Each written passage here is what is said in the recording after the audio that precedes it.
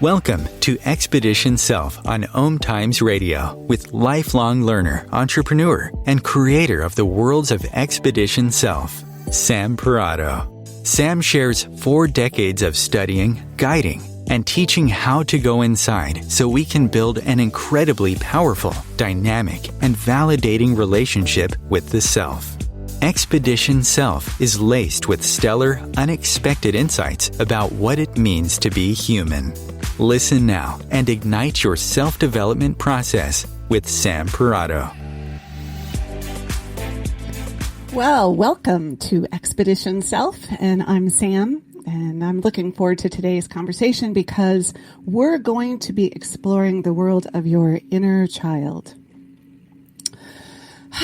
What a great topic. So, a while back, I asked this question online. If you could send a message to your younger self in 3 words, what would it be? And the responses, they ran the gambit from get out now to read more poetry or being right is a trap.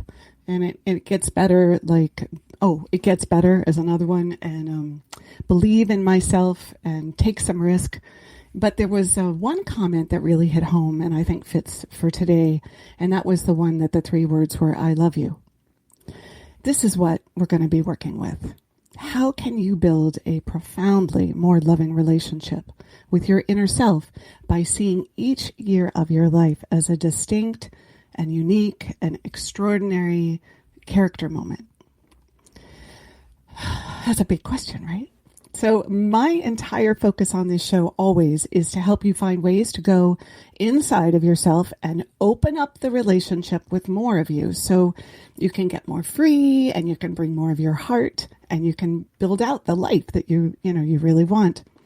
So I think of that sensation as parachuting and then diving down while directing my attention inward, further and further through the minutes and the days of my life, the further through the layers of my psyche and searching for original moments when I had experiences that might have been glossed over when I didn't register what was really going on for me. Inner child work is at the absolute center of that process. It helps you to increase your ability to communicate with your subconscious self, and it helps you reclaim lost moments so you can be less emotionally reactive. I think we all struggle with that at times. And you can have direct access to more choice, more opportunity in that. And you can truly understand who you are and why you are the way you are.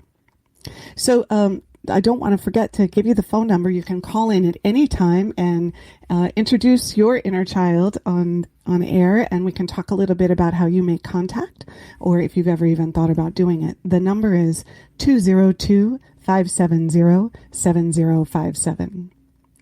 All right, so let's get started. Did you know that you can access your inner child at any time by asking basically a simple question? What age do I feel like right now? And there's going to be a response. The more you practice asking and listening, the more answers and responses you'll get. So I want to let you know that I've created an inner child meditation for today, and I've loaded it onto my website, samparrotto.com. So you can go there and you can download it. It's about 30 minutes long, and it'll get you started on this idea of inner child work. And then you can couple that with that question, which is, how old do I feel right now? Because once you do that meditation, you'll actually be able to know who you're connecting with, right? Actually have a visual of it. Okay, so while searching, for the end of show poem, which I do every time, I found a Rumi quote that I thought it was like a perfect get into the right frame of mind to kick us off today. Okay, here it is. You were born with potential. You were born with goodness and trust. You were born with ideals and dreams. You were born with greatness. You were born with wings. You are not meant for crawling, so don't. You have wings. Learn to use them and fly. And inner child work is one of the ways to access all of that. So if you've never thought about your inner child, then this is a good time to just do a run through of your lifetime and see if you can actually picture yourself. Really at any age, maybe even more than one image or vision of you shows up, and just invite them into the conversation. Really just in your head say, I'd like you to stay, right? So no matter how old we are, we carry our inner child selves with us through every day. And learning how to create a safe and a supportive container for our inner child relationship, well, it can enhance and enrich all of our connections with people we care about in the here and now. So much of who we become, it begins with us as a child, our innocent and open-hearted and our receptive nature. But if we're to evolve and transform and heal, then it's really important to understand how to make contact with that inner child that lives inside of all of us. So in this upcoming hour, I'm going to ask you to consider that your inner children are present with you all the time. You see, your inner child, it's really a group of inner children because it represents you at every single age. And your consciousness and your self-awareness, they're totally tied to really understanding your experience in life at each of the ages you've ever been. So making contact with each age can help you delineate the difference between you as a child at any one of those ages and you as the adult at this age, the one you are right now. And I think this line is a lot blurrier than we realize. Because as we grow older, it just all feels like it's us, right? It's just all one. When I started growth work, the first concept I dealt with had to do with just the idea that my thoughts and my feelings and the crazy back and forth that lived inside of my head was actually this rich inner world that was mine, like all mine to discover and to reveal, and of course to be responsible for and own. I can't begin to describe to you the dramatic shift of my kind of understanding of life. Oh my gosh, it was so remarkable. Like to think that my constant critique and endless conversation with myself wasn't sourced in the external world. So instead of trying to change my behavior and adjust to please others, which I had no control over, I was now able to have a direct line to the power source, me. So can you remember a moment like this from your own life? When you realized that the conversation going on in your head was the real source of how you showed up or how life went for you. And if you don't remember one, maybe this is that one right now. So, you hear people talk about inner child work. And basically it's a process where you go back to the experience of yourself at a younger age with the intent of healing and replenishing the needs that didn't get met. So in essence, you provide yourself with these things that you didn't receive, and you reparent the child that you were through this realm of creative visualization. So now these needs, the ones that didn't get met, they range from big trauma with a capital T to small ones. Like a big trauma, it might include abuse or living with family members dealing with addiction. It's largely unsafe or shocking events. But the trauma that fits into that small T category, those are everywhere. A move from one school to the other, or how your discipline got handled in your family, and the changing of friends, or the embarrassment in a school play, or the ongoing conflict with a step-parent, or difficulty with a sibling, and not having enough food. See, every minute of your life has the potential to have some level of trauma. Every day I see new research coming out about the impact of trauma on us. And it's super interesting because these moments that I'm describing, when they happen, they basically sear the moment into your cells and your muscles and your bones. They freeze it. They cause the psyche to stop. You get jolted and shocked. And this feeling is the feeling that you have, it's sent into overload, such that it requires a shutdown of splitting up of the self on an emotional level as a way to handle it. So it's not just the stuff. that would have us wish for different circumstances in our childhood because of a family or culture, it's also because of all of the typical, common, ordinary, and expected scenarios that go along with growing up. Okay, now I'm picturing you're hanging on with me and we're running through. We're going to go in a little more about why does inner child work make so much sense and why does it matter? Our inner world, is made up of many thoughts and feelings that then reside in divergent parts of our psyche. And when these traumas and typical growing up experiences go untended, like little fissures, they remain and we don't even know it. It's kind of hard to explain as like a concept because think of it this way. When you're in some moment and the event causes you to feel something you're not expecting or you're not comfortable with, then the parts of your psyche will separate from each other to handle it. One part will stay and act like nothing happened, possibly. And then another part is like trying to run or get out of the moment. And that produces a little fissure as we're children and we're growing up. So our wholeness is impacted because these tiny little separations, they become the way we go out into the world and the way we relate and the way we interact and even the way we think about loving and being loved.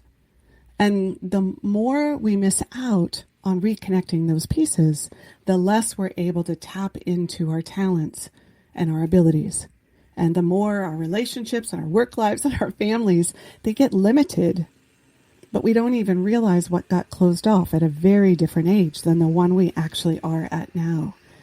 It's like reaching for something that you don't really know where you're reaching or what you're trying to get to. So I'm saying that as you grew up, you were separating yourself. You were slicing and dicing and categorizing and placing one aspect of you in opposition to another as a way to get through it the best as you could. And needing to stay in the moment and dealing with the feelings at the same time, it oftentimes, it just doesn't coincide. And so we complex human beings are managing all of that. So this is what you and I and anyone we know more or less are showing up into adulthood with, the adults we are right now, right? So we have all this potential and at the same time, we're unconsciously limited by the many moments when our needs didn't get met. And we broke up and off in order to get on with it, in order to deal with the next day. Okay, here's the sentence. Your inner children are absolutely, unequivocally awaiting your direct attention. Direct is the key word there. Because, when you make contact, you're reclaiming the self. Wholeness and integration and the quality of your inner relationship, it can improve. And that means the quality of your external relationships will too. You're getting more tools, right? I'm describing your life as having had some level of trauma. And I think most of us do think of this as events or intense situations. But remember, these splits and cracks, they come from just living. Just being in every day, Because you have needs at every single age, and they're unique, and they change, and they evolve with each age that you are. The need to be loved, and valued, and worthy, and safe, seen and acknowledged, right? And accepted, right? And to the extent that those needs didn't get met, or they were met with apathy or censure by those around you, it contributes to these internal partitions that I'm trying to describe. We're not going to be aware of all the ways this shows up unless we put some intention into finding out. That's this inner child work I'm talking about, because you can put intention there. So as you think about your life and all of the events and the occurrences that were shocking to your developing system, from your family or school or health, as you scan your life, this is the reason we would want to reconnect with your inner child, because you can then go pay attention there. Because you see, although we work with a chronological understanding of life and a day, as we roll through 1 hour into the next, that's actually not the way our psyche works. What happened when we were 10 is actually present in the here and now. but we don't realize it, because the unconscious self, it absorbs and stores this experiential memory for us. It's kind of like a bunch of eggs that have been cracked and now are in a bowl, right, out of their shells in preparation, like to make an omelet. That substance, it actually began or started as many individual eggs, or in this conversation, many different life moments. Okay, I'm hoping I'm making sense. So this next piece I want to be really clear about, that while the brain stores it for us, the actual living through it experience is always seeping into the present here and now. So if you think about it like this, you're in a conversation with your friend and they say something that bothers you. And it's likely you're going to have some response from another age, maybe more than one. And this is when it's helpful to say, how old did I feel when that happened? So I would love to hear from anybody about a moment in your life that you were in a conversation or you were in a situation and you are looking at how old did you feel? And I would love to hear more about that. So feel free to call in at 202-570-7057. And when we come back, we're going to talk about what we do to look at those moments when there's more than just the here and now playing out.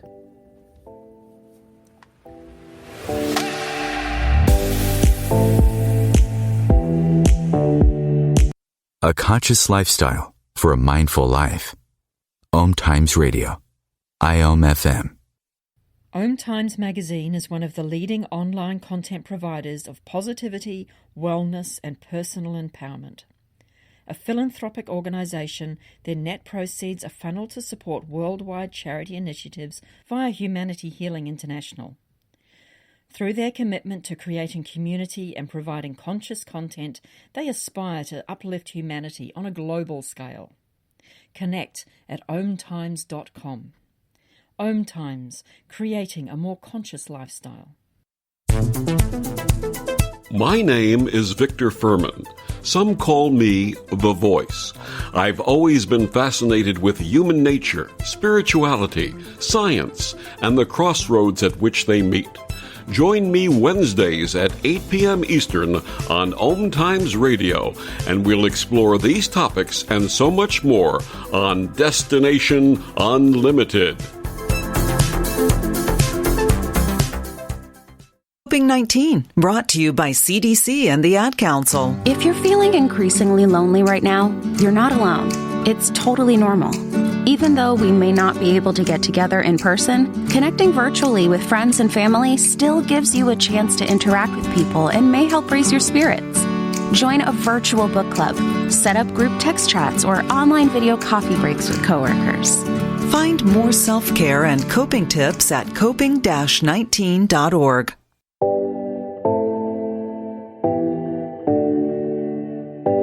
All right. Well, you are listening to Expedition Self, and this is Sam Parrotto, and we are talking about going inside by working with your inner child.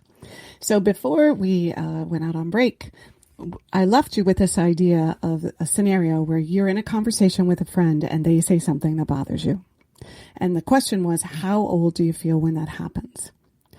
So if you look for information about the age at play and notice the way you respond, you might see actions that reflect a typical way of being for someone much younger than you, in contrast, like to what an adult could have. So every age that you were had limitations because of the developing nature of that childhood, right? So a 7-year-old in the previous example of being upset in conversation with a friend might have only had a couple of choices, shrink away and say nothing, or kind of get, pushy and strong about it. My 13-year-old might have actually had another option, like creating a conversation about why is this happening? But here's the sticky part. Without inner child work, we're all walking around having childlike responses and solutions to doing life without really knowing it.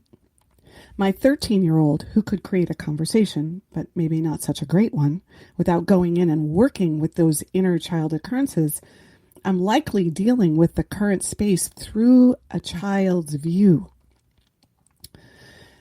That's a big deal. Like if you think about it, and sometimes it's easier to see it in somebody else, right? You can spot it by their responses better than you can see it in yourself. You know, although children are less defended from the get-go, there's also this level of beginning consciousness that isn't developed yet or they haven't acquired. So while we're learning to be aware of our inner world, more or less, we're also just not there yet. And we're thwarted because we're new.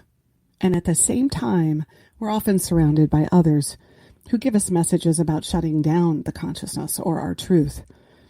And so there is such a beautiful truth and purity that's experienced by us as we live through each year of our life.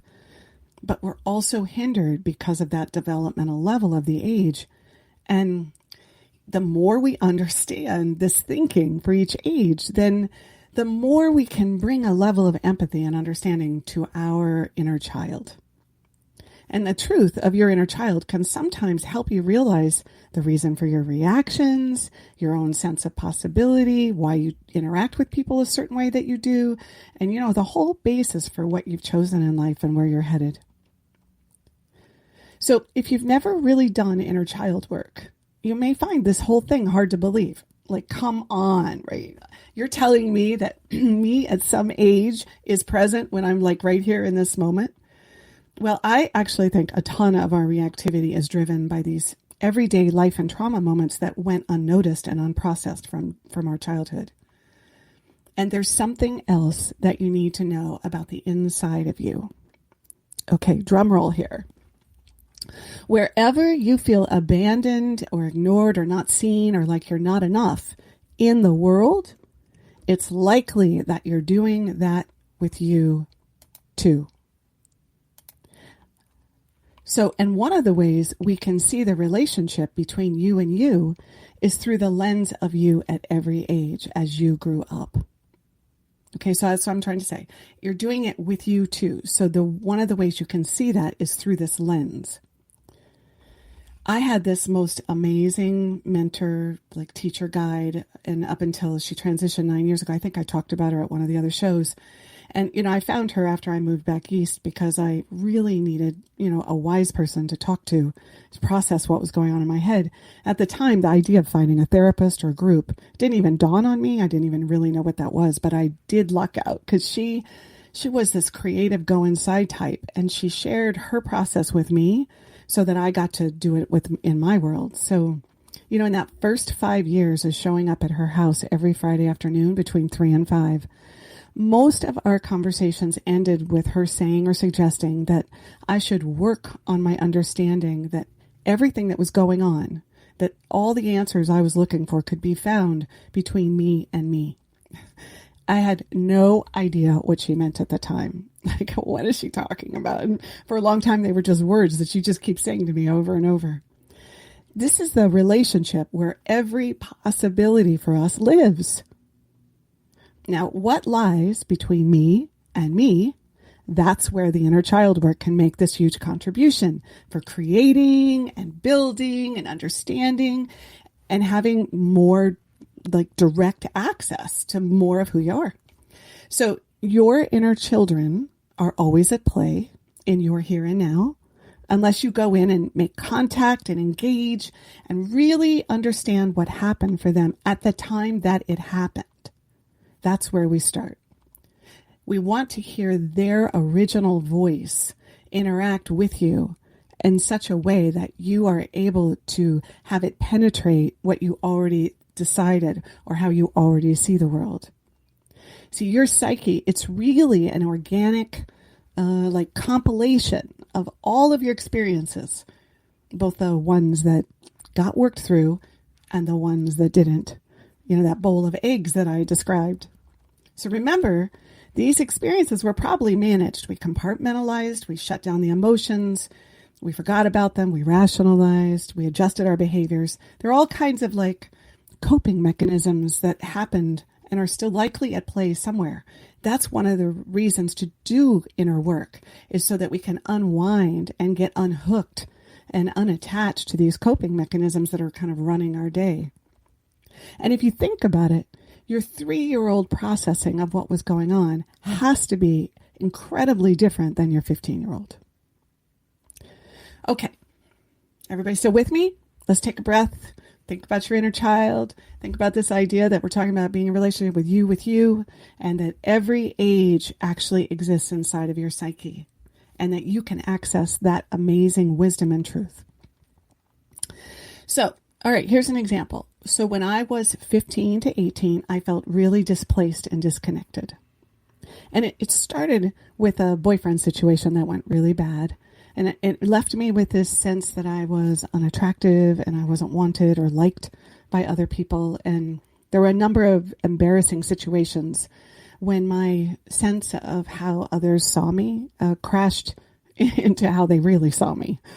And it was an incredibly disruptive internal upheaval that culminated with me ending up missing out on my senior year as I stayed at home in a body cast and got homeschooled.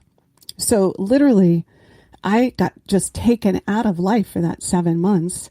And, I'm sure you're sitting there listening thinking, well, there's probably some trauma and all that. And I definitely didn't work through it. So now I'm running through my life, and my inner 15 to 18-year-old, the olds, they're getting banged around in a big way. I chastise them, because I blamed them for what happened and how it didn't go well. I felt shame. I felt like I missed out. I perceived my marriage through their point of view.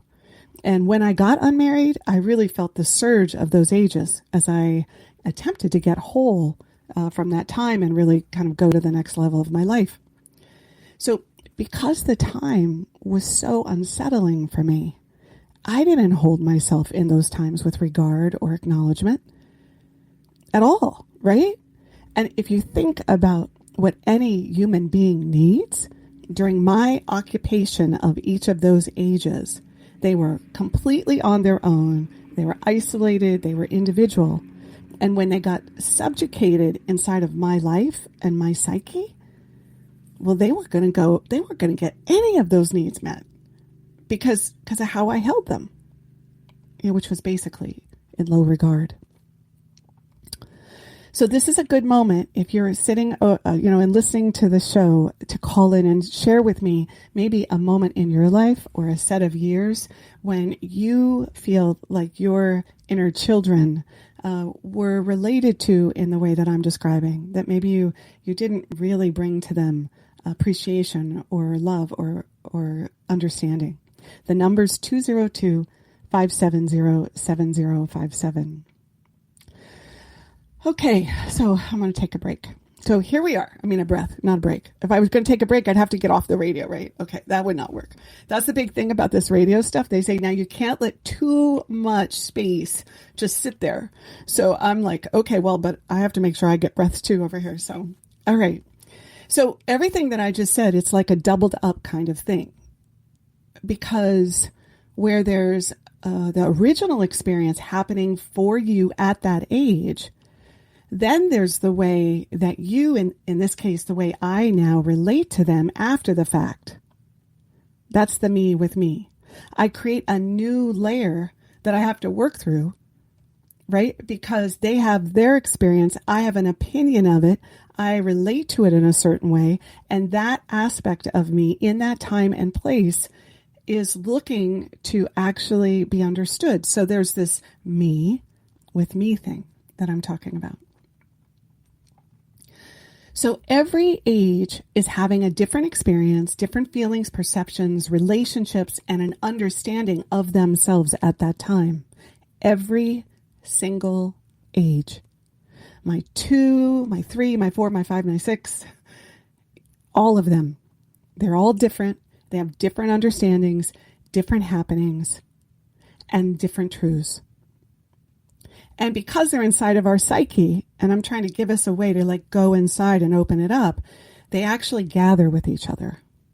Now, this is what I found when I've done a lot of inner child work, is that, so one example is my 13-year-old, my 9-year-old, and my 3-year-old, they have a bond with each other. They're like the fighters and the defenders. Now, I made contact with them over a lot of creative visualization, so it didn't all happen at once. But as I tried to make contact with each of those ages, and they were important ages when I started, to really understand what was going on for me. My 6-year-old and my 16-year-old felt this kind of deep, similar sadness about life. But all of them are related to by me. So this dictates a whole heck of a lot about how I'm going to feel each and every day. This wholeness idea, it means that each age is looking for equal treatment, equal appreciation, equal regard. But most of us, we fall short in doing this within ourselves. I mean, heck, most of us don't even realize that every age is actually accessible to create this wholeness with. Stop for a moment and think about your biases, your judgments, what you value, what you don't, what you're proud of, what you regret, what you'd rather forget you did. All of these ideas, they play against this inner wholeness. And your inner children carry a lot of that weight, and they hold all the truth about helping you open that up and free it up. So this is a good time, I think, to talk about this word experience, because I use it a lot, but it also has a lot of meanings. So for this conversation, I want you to think of experience as the very specific, nuanced feelings and thoughts that are happening for the child self at each age that lives inside of you. And see, the more you can break down that experience into tinier and tinier pieces, with feeling, with the sensory stuff, without judgment, where you're really understanding what it was actually like for you in that age, the more you are understanding and perceiving and relating and associating with the totality of what was experienced by that age. You're not just looking for a word like, oh yeah, I was sad at that time. Yeah, that's not going to cut it, because those inner children, those parts of you, are not going to feel really listened to and attended to and understood. All right. So if we stop right there, I've really said a lot. I've tried to kind of lay the groundwork for why inner child work has so much value, and how it can empower you to really expand and open up so that you have a lot more room to connect with life in a more present, in the moment way, where your unconscious self isn't at play all the time. So think about the child that you were with as we walk through this. Think about some of the events in your life. Think about this idea that you have a relationship with yourself at that age. And then think about what that child right now, while I'm here right on the radio with you, what that child is looking like. Like, what's their face look like? And what are their words? Or is there a particular message that's coming through? See, they're there with you all the time. All you really actually do have to do is access them. Because our psyche is full of imagery, right? We are sensory beings. And this imagery is all designed to help us get into more and more relationship with ourselves. Okay, looks like we've got Diane from PA. I'm so glad you're visiting us again. What would you like to say about inner child? Okay, well, so I'm sitting here listening to you and trying to figure out where do I start? I mean, I don't even know when it kicks in. I don't even have a clue or how to get to the age that I was. And how do you work with it when you have such a reaction, but you don't know where it's coming from? Well, so remember, this is all practice, right? And it's all experimentation. So, one of the things I would try to do is find something you've reacted to in the past that's not so loaded up, and see if you can go into it and think about how old you felt when you were there. And if you do that, that's on kind of one side of the equation. On the other one, you can actually look and say, if I look at that reaction, what age would I imagine that it is? Right? Knowing what I know about life and about children and all of that, so that you start to kind of create a contrast. And then, of course, if you want to really go for the big points, right, is you would actually do a meditation. I'm sorry about this. I have the lawnmower is running outside of my window. It seems like it's one show or another. Sorry about that. Is that you go in and actually try to visualize a part of, you at a certain age. And when you try to visualize that, you actually say, what happened for you in that interaction? What was actually going on for you? So it's kind of like you go to the left or the right, or you can go all the way right into it. So when you use the term loaded up, and I would use the example, somebody said something to me, and I either said, all right, or I am mad, and so I decide I'm going to argue. What is loaded up? Is that it? The reaction that you have, and then you go and think about it after the fact, and then do you go back to the person and talk to them about it? Well, you certainly can. I mean, I think loaded up means where I have a lot going on inside of me at a sensory level, like my body, and then my emotions, and even my thoughts are going crazy. So as far as going back, I mean, to me, all this growth work, the big payoff is when you can actually use it to create new relationship and to go to levels that you wouldn't have an opportunity to do. Okay. So we're about ready to hit for a break. Did you want to keep talking, or were you feeling like you got what you needed? I could call back again. I'm thinking about what you said. All right. Well, okay. Thanks for coming every week. Well, thank you very much. All right. Bye. Bye.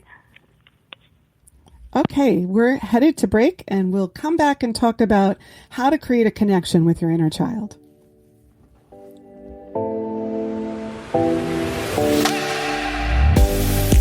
The best of holistic, spiritual, and conscious world. OMTimes Radio. IOM FM. Ascending Hearts is no ordinary dating site, but a spiritual dating site with a purpose, to link you with your soulmate. We engineer the serendipity so you can trust that you will attune with someone that has the same matching vibration as you. Ascending Hearts, the conscious dating site for the spiritually aware. Try Ascending Hearts for free. AscendingHearts.com.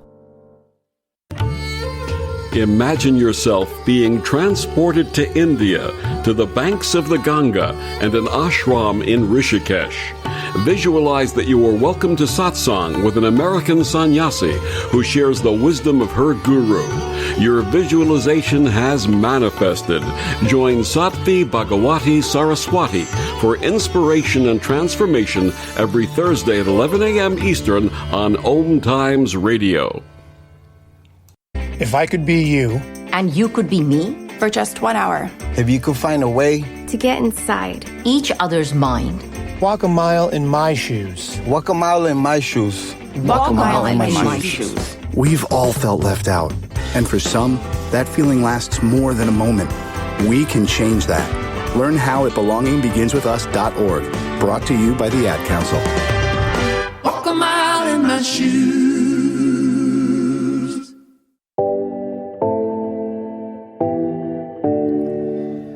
Well, you are listening to Expedition Self, and I'm Sam Parrotto, and we are talking about how to go inside with the inner child today.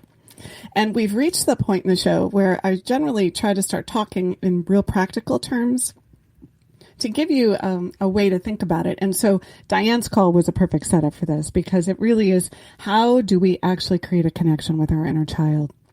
So beyond this simple question I keep talking about, which is, how old do I feel? How old do I feel in this moment?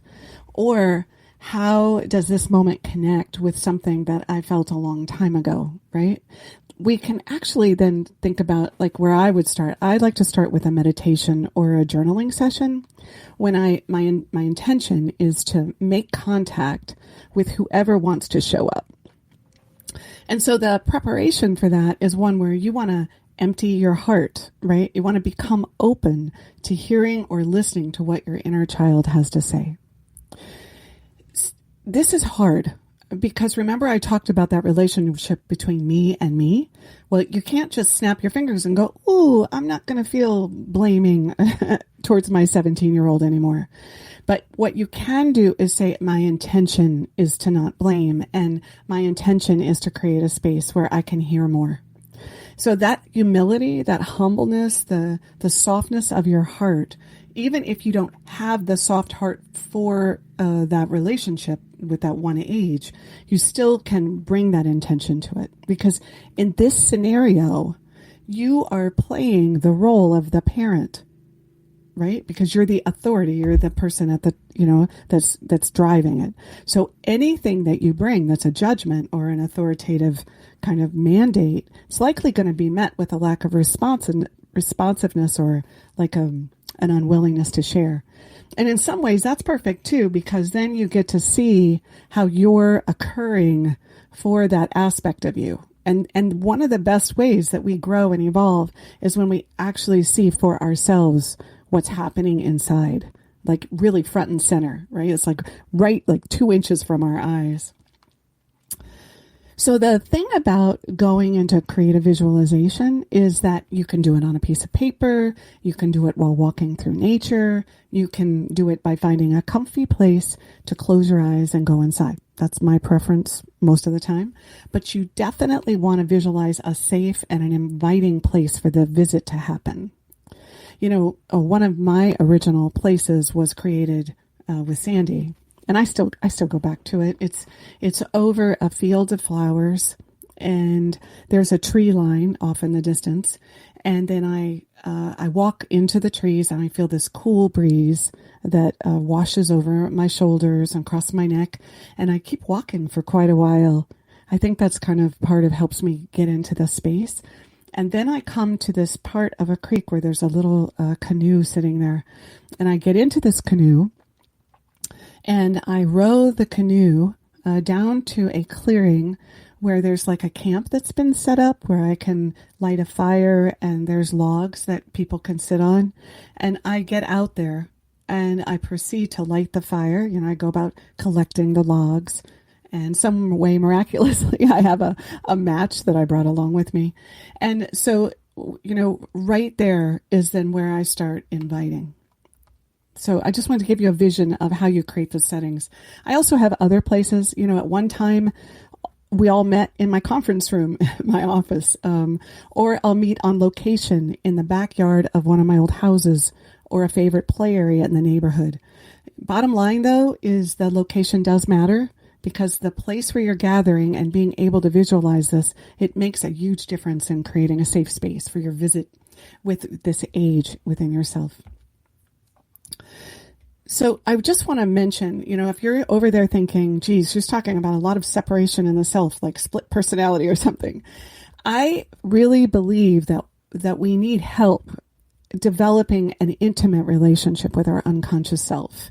And because we're these visual, sensory beings, that we really do, we collect and we hold and we store all of this life information in there. And so the age is just one of the easiest ways to make contact.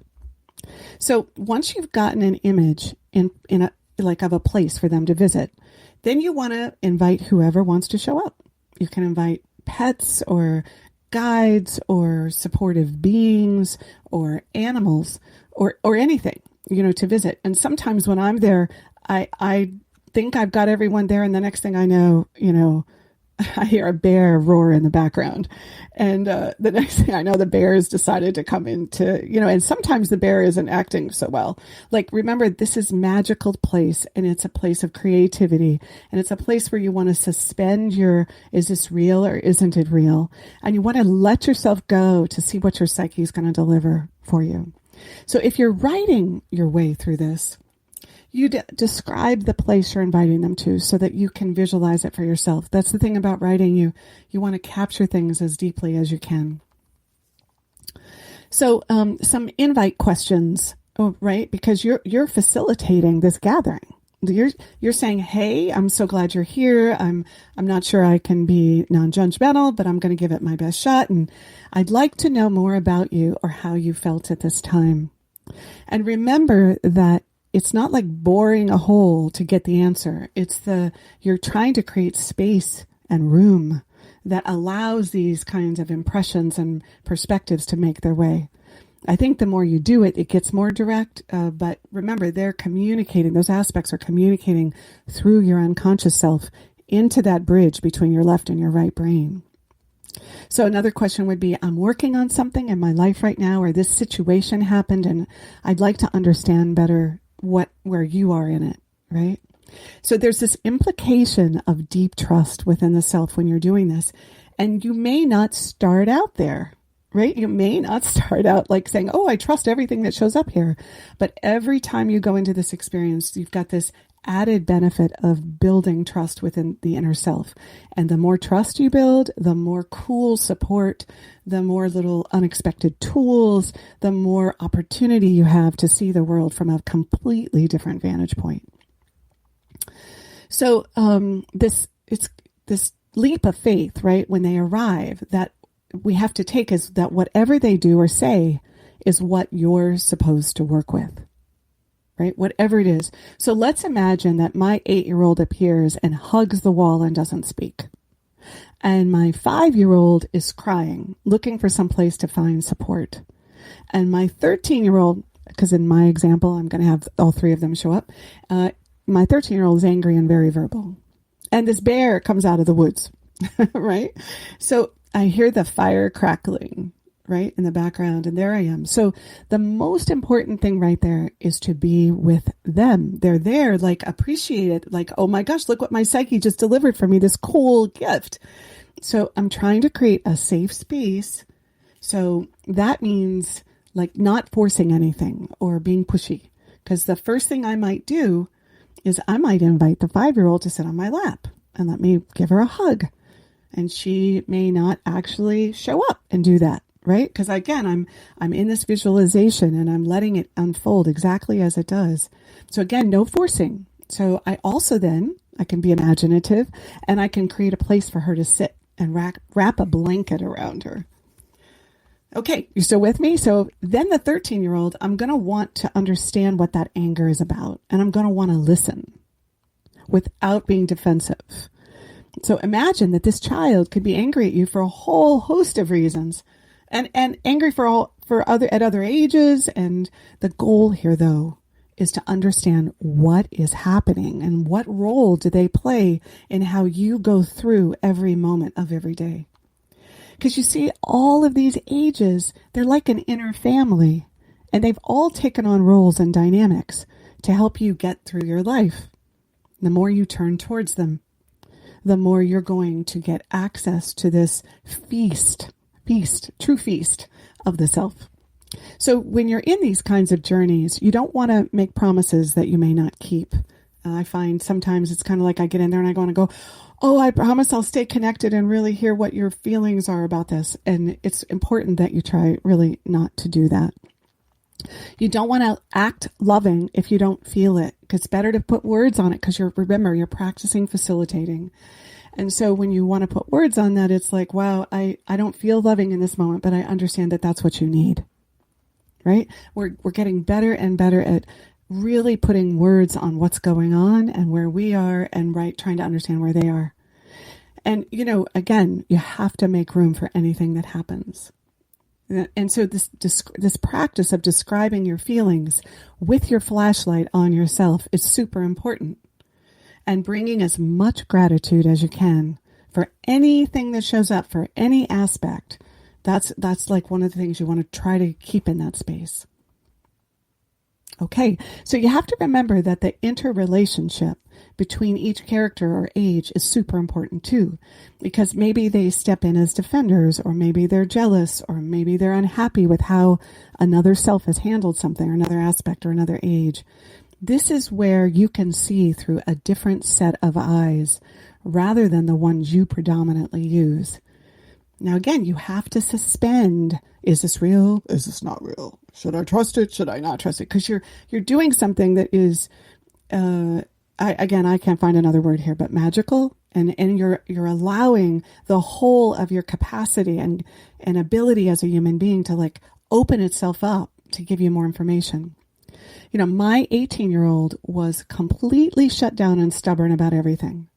She didn't want to hear one word about her vulnerability. She was completely disconnected from every other age, and she was out to prove to the world that she was not a failure. So when I went inside to work with her, I had to let her be and just talk about how she saw things for a long while. And of course, what happens when you go inside is then the days that you are in afterwards, you'll start feeling these added senses of that age. So that you kind of open a door and then they walk with you for a little while. And when I was doing work with my 18-year-old, this was really important. Remember that you're learning from every aspect of yourself, because your conscious mind, the one that only deals with what's tangible, it needs access to this unconscious information if we're going to claim more about our life and our story. And this learning versus telling come from is like where you operate from. When you're working with your inner child, it'll have lots of information flood in, and you may not like it all. You may see qualities or aspects that you don't find desirable. And of course, this is where you're challenged to look at those judgments and those biases. Because you are not there to place those in your inner world, place those judgments and biases, right? Like on your inner world. You're there to illuminate them and then challenge yourself to grow and expand about why they're there. So, okay, let me see where I'm at here, because I want to make sure that I have time to get, yep, I'm still good. Okay, so I wanted to just share one more description since we didn't have a caller that filled in this space.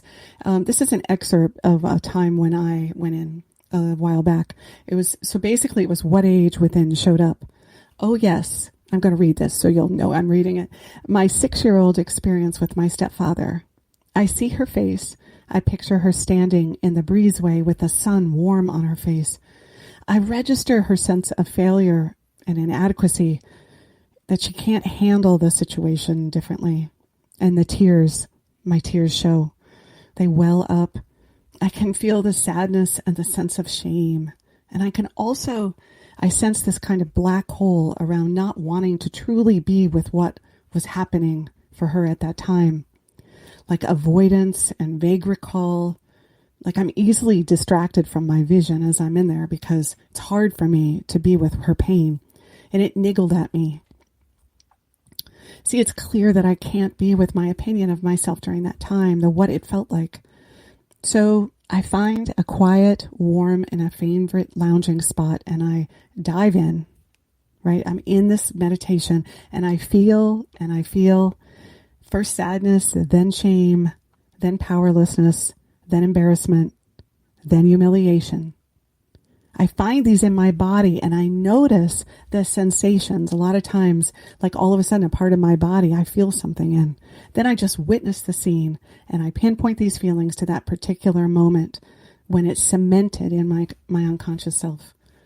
Right? I hover, I support myself, I say it's okay to feel. This is so much to bear for a little one. And so while we're not as accountable in everyday life, it's getting heaped at your footsteps. I'm sorry, right? I'm sorry that you have felt let down.